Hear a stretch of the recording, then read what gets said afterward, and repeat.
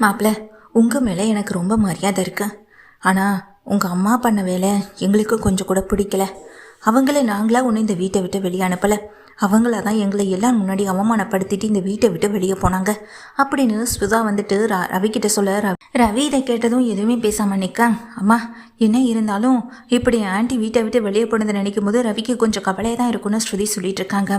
இல்லைம்மா, அவங்க அத்தை தாம்மா இப்படி எங்கள் எல்லாரையும் அவமானப்படுத்திட்டு போனது. நீ வேணா அவங்கக்கிட்ட கேட்டு பாருன்னு சொல்ல, நீங்கள் எதுக்காக எல்லாரும் முன்னாடி அவங்கள டான்ஸ் ஆட சொன்னீங்க? அவங்களுக்கு இதெல்லாம் பிடிக்காது அப்படின்னு சொல்லி எங்கள் ஸ்ருதி சொல்கிறாங்க. இல்லை ஸ்ருதி, சம்மந்தியமாக நல்லா டான்ஸ் ஆடுவாங்க. டான்ஸ் கிளாஸ் வைக்கும் போது எல்லோரும் முன்னாடி ஆடி தானே காட்டினாங்க. தனியாக எங்கள் டான்ஸ் எல்லாம் கூட ஒரு ப்ரோக்ராம் கூட பண்ணாங்கல்ல அப்படின்னு சொல்ல, அது வேற இது வேறம்மான்னு சொல்லிட்டு எங்கள் ஸ்ருதி கோவப்பட, ஸ்ருதி இதை பற்றி இனிமேல் பேச வேணான்னு ரவியும் சொல்லிடுறாங்க. இட்ஸ் ஓகே ஆண்டி அப்படின்னு சொல்லிட்டு ரவி வந்துட்டு மேலே போக எங்கள் ஸ்ருதியுமே மேலே போயிடுறாங்க. அந்த விஜயா பண்ண தப்புக்கு நாம் என்னங்க பண்ண முடியும்? என்ன இருந்தாலும் விஜயாவுக்கு இவ்வளோ திமிரு ஆகவே ஆகாது.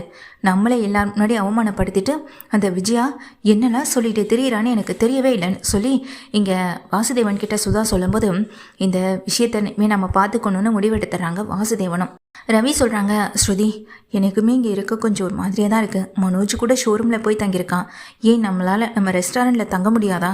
நம்ம 2 பேரும் ரெஸ்டாரண்ட்லேயே ஸ்டே பண்ணிப்போமான்னு சொல்லும்போது, நானும் அதே தான் ரவி யோசித்தேன்.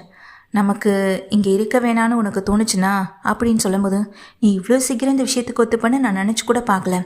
எப்போதுமே நான் ஏதாவது சொன்னால் அதுக்கு நீ சத்தம் போடுவேன், திட்டுவேன், இல்லை உனக்கு எனக்கு ஏதாவது சண்டை வரும், பிரச்சனை வரும். இப்போ நான் உடனே ரெஸ்டாரண்ட் போகணும்னு சொன்னதும் நீயும் வரேன்னு சொல்லிட்டேன் அப்படின்னு கேட்க, ரவி இங்கே நம்ம இருக்க வேண்டான்னு எனக்கும் தோணுச்சு, அதனால தான் சொன்னேன்னு எங்கள் ஸ்ருதியும் சொல்கிறாங்க. சரி, அப்போ நாளைக்கே நம்ம ரெஸ்டாரண்ட்டில் தங்குறதுக்கு ஏதாவது ஏற்பாடு பண்ணுறேன்னு சொல்லிட்டு இங்கே ரவி கிளம்பிடுறாங்க. ஸ்ருதி என்ன பண்ணுறாங்க, வீட்டில் இருக்க எல்லா திங்ஸையுமே எடுத்து வைக்கிறாங்க. முக்கியமாக அவங்க ரெஸ்டாரண்ட்டில் தங்குறதுக்கு தேவையான பொருட்கள் எல்லாத்தையுமே எடுத்து வைக்கிறாங்க. அப்போ தான் அவங்களுக்கு ஒரு பேப்பர் கையில் சிக்குது. அது என்னென்னு பார்த்ததும் எங்கள் ஸ்ருதிக்கு பயங்கர ஷாக் ஆகுது.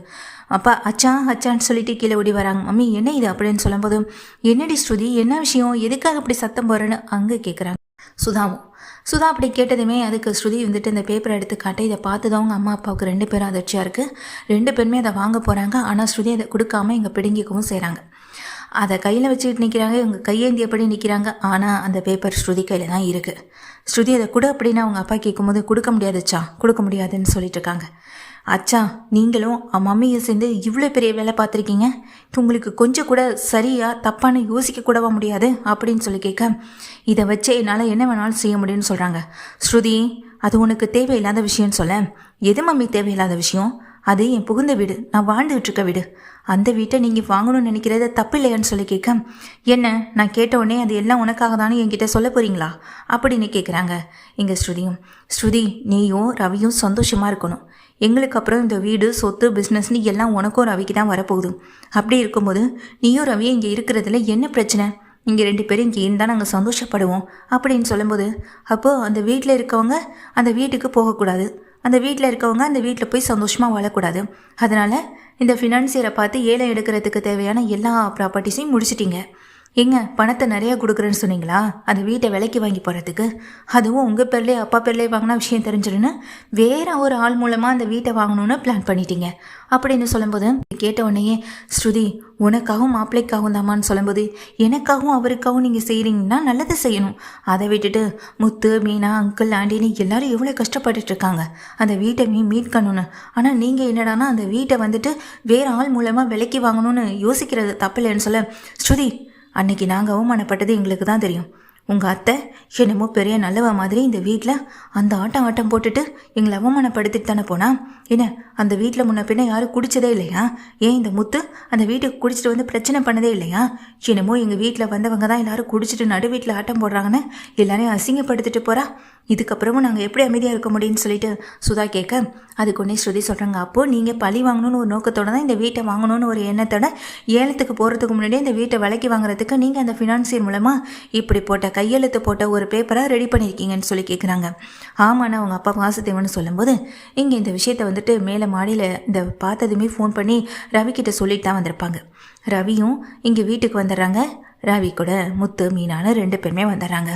அதுக்குள்ளே நீ எல்லா விஷயத்தையும் சொல்லிட்டியான்னு சொல்லி கேட்க, ஆமாம் மம்மி சொல்லிட்டேன் அப்படின்னு சொல்கிறாங்க. அதுக்குள்ளே இந்த விஷயம் கேள்விப்பட்டு ரவியும் வந்துடுறாங்க.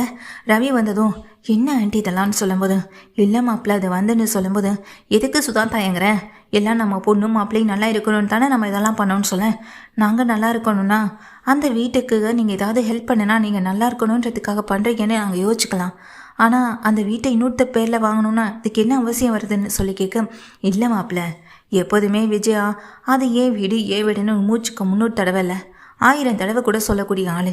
அப்படி அவங்க அதையே சொல்லும்போது என் பொண்ணு அந்த வீட்டில் வாழ்ந்துட்டுருக்கல்ல மாப்பிள்ள, இப்போது இதுதான் சான்ஸ்ன்னு நாங்கள் நினச்சோம். அதனால தான் நாங்கள் அந்த வீட்டை விலைக்கு வாங்கி அதை உங்கள் பேருக்கு மாற்றலான்னு முடிவு பண்ணோன்னு சொல்ல, அச்சா கொஞ்ச நேரத்துக்கு முன்னாடி வரையும் இந்த வீட்டில் நாங்கள் இருந்து பிஸ்னஸ் கவனிச்சுக்கிட்டா போதும்னு சொன்னீங்க. இப்போ ரவி வந்ததுக்கு பிறகு வேறு மாதிரி மாற்றி பேசுகிறீங்க. உங்கள் பேச்சில் எந்தவித நம்பிக்கையும் எங்களுக்கு இல்லை, எந்தவித உண்மையும் கிடையாது அப்படின்னு ஸ்ருதி சொல்கிறாங்க. ரவி வா நம்ம ஸ்டேஷனுக்கு போகலாம், கம்ப்ளைண்ட் கொடுக்கலான்னு சொல்ல, என்ன சொல்கிறேன்னு கேட்க, நம்ம வீட்டை நம்ம மீட்கிறதுக்கு கிடச்சிருக்க ஒரே வாய்ப்பு இதுதான், முத்துவை மீனாவை ஸ்டேஷனுக்கு வர சொல்லுன்னு சொல்லிட்டு ரவி ஸ்ருதி 2 பேருமே கிளம்பி போக, வாசுதேவன் சுதா 2 பேரும் அதிர்ச்சியோடு இருக்காங்க. இவங்க 2 பேரும் இதே வீட்டில் இருக்க இவங்க எல்லாருமே போலீஸ் ஸ்டேஷனுக்கு போக, என்னாச்சு பழகுறோல இந்த நீதி ஏதாவது பிரச்சனை பண்ணிச்சா, உடனே போலீஸ் ஸ்டேஷனுக்கு ஃபோன் பண்ணி இங்கே வர சொன்னதுக்கு காரணம் என்னென்னு முத்துவும் மீனாவும் ரொம்ப பதட்டத்தோட கேட்குறாங்க. பதட்டப்படாதீங்க முத்து, நாம் எங்கள் கோர்ட்டில் ஸ்டே வாங்க முடியலைனாலும் கொடுத்துருக்க கம்ப்ளைண்ட்டை வாபஸ் வாங்க வைக்கிறதுக்கு நமக்கு கிடச்சிருக்க ஒரே ஒரு வழி இதுதான். பணத்தை நம்ம மெதுவாக கூட கட்டிக்கலாம்னு சொல்ல, அதுக்கு நம்ம அவசரப்படவும் தேவையில்லைன்னு சொல்கிறாங்க. என்ன ஸ்ருதி சொல்கிறீங்கன்னு அங்கே மீனா கேட்க, ஸ்ருதி அப்போ தான் சொல்கிறாங்க, ஆமாம் முத்து ஆமாம் மீனா, உள்ளே வாங்கன்னு உள்ளே கூட்டிகிட்டு போகிறாங்க. அப்போது சார் அந்த ஃபினான்சியர் மேலே நாங்கள் கம்ப்ளைண்ட் கொடுக்க வந்திருக்கோன்னு சொல்ல, யார் என்ன கம்ப்ளைண்ட் என்ன டீட்டெயில்ஸ் அதை தெளிவாக சொல்லுங்கன்னு சொல்லி கேட்குறாங்க. எங்கள் வீட்டிலேருந்து நாங்கள் கடன் வாங்கியிருந்தோம், கொடுத்த கடனை அடைக்கணுன்றதுக்காக 38 லட்ச ரூபா, அதாவது 48 லட்ச ரூபாயில் 10 லட்சம் பணத்தை கொடுத்து நாங்கள் 38 லட்ச ரூபா மீதி படனை வந்து அடைக்கிறோம். மீதி பணத்தை நாங்கள் கொஞ்சம் கொஞ்சமாக அடைக்கிறோம். 3 மாதம் டைம் கேட்டிருந்தோம். அதுக்கு அவரும் சரின்னு தான் சொல்லியிருந்தார். ஆனால் 10 லட்சம் பணத்தை வாங்கின கொஞ்சம் அடுத்த ஒரு நாளிலேயே உடனே வந்து வீட்டை ஜப்தி பண்ணி இப்போது அந்த வீட்டை வந்துட்டு சீல் வச்சுட்டாங்க. கோர்ட்டில் எங்களால் ஸ்டே ஆர்டர் கூட வாங்க முடியலன்னு சொல்ல, இதை நீங்கள் கோர்ட் மூலமாக தானே பார்க்கணுன்னு சொல்லிட்டு இருக்காங்க. ஸ்டே ஆர்டர் இப்போ வாங்க முடியலனாலும் 10 டேஸ்க்கு அப்புறம் நீங்கள் அதை பார்த்துக்கலாமேன்னு சொல்லும்போது, சார் அதுக்கு முன்னாடி ஒரு முக்கியமான விஷயமா தான் சார் உங்களை பார்க்க வந்திருக்கோன்னு சொல்ல, என்ன விஷயம்னு சொல்லி கேட்குறாங்க. சார் ஒருத்தவங்க இப்போ அந்த வீட்டை வந்து ஏலத்துக்கு எடுக்கணும்னா, ஏலம் ஆரம்பித்ததுக்கு பிறகு தானே ஏலம் எடுக்க வரவங்க எல்லாரும் அந்த இடத்துக்கு வந்து ஏலம் எடுக்க முடியும். அதுதானே சார் சட்டப்படி நியாயமான விஷயம்னு சொல்ல, ஆமான்னு சொல்கிறாங்க போலீஸும். ஆனால் சட்டப்படி அந்த ஃபினான்சியர் எதையுமே செய்யலையே. ஏன்னா நாங்கள் பணத்தை கொடுத்ததுக்கான எவிடன்ஸும் எங்ககிட்ட இருக்குது. ஆனால் மீதி 38 லட்ச ரூபாய்க்கு அவர் டைமும் கொடுத்துருக்காரு.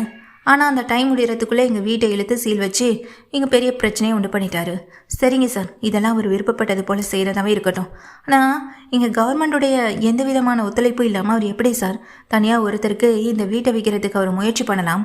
ஏலம் எடுக்க வரத்துக்கு முன்னாடியே அவர் 2 பேர்கிட்ட ஒரே வீட்டை விற்க முயற்சி பண்ணிகிட்ருக்காரு. பணத்துக்காக அவர் போட்டுக்கிட்டு இருக்க ட்ராமா அதோட எவிடன்ஸ் எல்லாம் என்கிட்ட இருக்குன்னு சொல்லி ஸ்ருதி கொடுக்குறாங்க. ஏன்னா இங்கே வீட்டை விற்கிறதுக்கு முன்னாடியே முயற்சி பண்ணுறது சட்டப்படி ரொம்ப தப்பு. இல்லீகலாக அவர் பண்ணுற இந்த வேலைக்கு முற்றுப்புள்ளி வைக்கணும். இனிமேல் இந்த கேஸை வந்துட்டு அவர் வாபஸ் வாங்க வைக்கிறதுக்கு இதுதான் வழினும் தெரிஞ்சுக்கிட்ட ஸ்ருதி அவர் மேலே கம்ப்ளைண்ட் கொடுத்துட்றாங்க. போலீஸ் ஸ்டேஷன்லேருந்து கம்ப்ளைண்ட் போகுது. இப்போ அவர் அரெஸ்ட் ஆகிட்டு இங்கே ஸ்டேஷனுக்கு விசாரிக்கிறதுக்கு கூட்டிகிட்டு வராங்க. அப்போது போலீஸ் சொல்கிறாங்க, நீங்கள் சட்டப்படி பண்ணிக்கிட்டு இருக்க இந்த விஷயத்துக்கு உங்கள் பக்கம் எங்களுக்கு எந்த விதமான நியாயத்தையும் தேடி எடுத்து கொடுக்க முடியாது சார். நீங்கள் எதுவாக இருந்தாலும் கம்ப்ளைண்ட் கொடுத்தவங்கள்ட்ட பேசிக்கோங்க. ஏன்னா கம்ப்ளைண்ட் கொடுத்தவங்க ஸ்ட்ராங்காக இந்த கம்ப்ளைண்ட்டை முன் வச்சுருக்காங்க. அது போக அது மட்டும் இல்லாமல் இந்த கம்ப்ளைண்ட் வந்துட்டு நாங்கள் இப்போ உங்கள் மேலே எஃப்ஐஆர் போட்டு பதிவு பண்ணோன்னா உங்கள் பிஸ்னஸ் வரைக்கும் ரொம்பவே இங்கே பாதிக்கும். அதனால் இந்த கேஸை வாபஸ் வாங்க வைக்கிறதா உங்கள் பிளான்னா, அவங்க கேஸை நீங்கள் வாபஸ் வாங்கினா மட்டும்தான் அவங்க இந்த கேஸை வாபஸ் வாங்குறதா சொல்கிறாங்க அப்படின்னு ஸ்டேஷனில் சொல்லிடுறாங்க. வெளியே வந்த ஸ்ருதி, ரவி, முத்து, மீனா இவங்க எல்லாரும் நிற்க, அந்த இது தப்பில் ஃபினான்சியர் நிற்க முத்துவும் மீனாவும் பார்த்து முறைக்கிறாங்க. நீ நியாயமாக செயல்பட்டனா நானுங்களும் நியாயமாக இருப்போம். நியாயமே இல்லாமல் அநியாயமாக போயிட்டுருக்கேன். உங்ககிட்ட நாங்கள் அந்த பணத்தை திருப்பி தரமாட்டோன்னு சொல்லலையே. பணத்தை திருப்பி தரணும்னு சொன்ன பிறகும் அந்த வீட்டை நீ முயற்சி பண்ணி விற்கணும்னு எங்கள் முடிவும் எடுத்துட்டேன். அதுவும் ஒரே நேரத்தில் 2 பேருக்கு, சிந்தாமணிக்கிட்டையும் எங்கள் ஸ்ருதியுடைய வீட்டில் இருக்கவங்ககிட்டையும். இப்படி பண்ணுறதுக்கு உனக்கு கொஞ்சம் கூட வெக்கமாகவே இல்லையா? இப்படிப்பட்ட ஒரு வாழ்க்கையை தான் நீ வாழ்ந்துகிட்டு இருக்கியா அப்படின்னு சொல்லிட்டு முத்துவும் மீனாவும் கேள்வி கேட்டு அசிங்கப்படுத்த ஸ்ருதி சொல்கிறாங்க, நான் இந்த கம்ப்ளைண்ட்டை வாபஸ் வாங்கணும்னா ஏற்கனவே எங்கள் வீட்டு மேலே கொடுத்த கம்ப்ளைண்ட்டை நீ வாபஸ் வாங்க.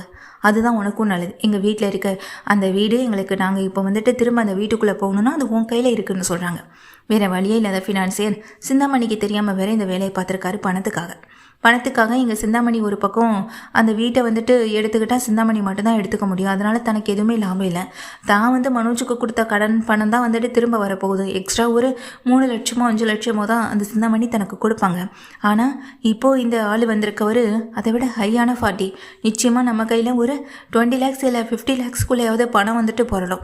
அப்படி இருக்கும்போது நம்ம பணம் எந்த பக்கம் அதிகம் வருதோ அந்த பக்கம் தானே நம்ம டீலிங் முடிச்சுக்க முடியும்னு நினச்சி இங்கே ஃபினான்சியர் என்ன பண்ணியிருக்காரு, இங்கே ஸ்ருதியோடைய அம்மாவும் அப்பாவும் ஏற்பாடு பண்ண ஆளுகிட்ட இந்த வீட்டை வந்துட்டு கொடுக்கலான்ற ஒரு ஒத்துழைப்போட சைன் பண்ணி கொடுத்துறாரு. இந்த பிரச்சனையில தான் அவர் சிக்கவும் செஞ்சுருக்காரு. இப்போது வேறு வழியே இல்லாததுனால என்ன பண்ணிடுறான்னா, அவர் வந்து கேஸ் கொடுத்துருப்பார் இல்லையா, அதை வாபஸ் வாங்கவும் செஞ்சிடறாரு. அது மட்டும் இல்லாமல் முத்துவும் மீனாவும் இங்கே ரவி ஸ்ருதினி எல்லாமே இந்த கேஸை வாபஸ் வாங்கினா தான் ஓமேல கொடுக்கப்பட்ட இந்த கேஸை வாபஸ் வாங்கணும்னு சொல்லி இங்கே மிரட்டியிருப்பாங்க. அதுக்கேற்றது போல் கேஸை வாபஸ் வாங்கிடுறாங்க. இப்போ முத்து மீனா ஸ்ருதி ரவிக்கு கிடைச்ச இந்த வாய்ப்பை வந்துட்டு பயன்படுத்தி அவங்க வீட்டுக்குள்ளேயும் போயிடுறாங்க. ஆனால் இதெல்லாம் தெரிஞ்சுக்கிட்ட சிந்தாமணி அந்த ஃபினான்சியரை போட்டு பயங்கரமாக திட்டுறாங்க. உன்னை நம்பி ஒரு வேலையை ஒப்படைச்சா அதை சரியாக செஞ்சு முடிக்கிறியா? உன்னை நினச்சா எனக்கு அவமானமாகவும் அசிங்கமாகவும் இருக்குது. பணத்துக்காக இப்படிப்பட்ட கேவலமான வேலையை பார்த்துட்டலன்னு சொல்லிட்டு ஃபினான்சியருக்கும் சிந்தாமணிக்கும் பயங்கரமான ஒரு பூகம்பமே வெடிக்குது. அப்போது ஃபினான்சியர் சொல்கிறாங்க, மேடம் உங்களுக்காக நான் பண்ணினேன், எனக்காக நீங்கள் எதுவுமே செய்ய தயாராக இல்லை. அப்படி இருக்கும்போது எனக்கு எந்த பக்கத்தில் இந்த லாபம் வருதோ அவங்கள நோக்கி போகிறது தானே சரி. இது என்னுடைய பிஸ்னஸ் ட்ரிக்கு மேடம். நான் இது வரைக்கும் உங்களுக்காக இருந்து எல்லாத்தையுமே செஞ்சேன். இனி எனக்காக நான் செய்யணும்னு நினைக்கிறேன். எனக்காக அவங்க பணத்தை திருப்பி கொடுக்குறேன்னு சொல்லிட்டாங்க. பணத்தை திருப்பி கொடுத்துட்டு அவங்களுடைய இந்த பத்திரத்தையும் நான் திருப்பி கொடுக்க வேண்டியது இருக்குன்னு சொல்லிட்டு இங்கே ஃபினான்சியர் சிந்தாமணியை மிரட்டுறாங்க. சிந்தாமணியும் ஆடி போய் நிற்கிறாங்க. முத்து மீனா ஸ்ருதி ரவின்னு இப்போது சுதா வாசுதேவன் பண்ண வேலையால் அந்த வீட்டுக்குள்ளே திரும்பவும் போகிறாங்க.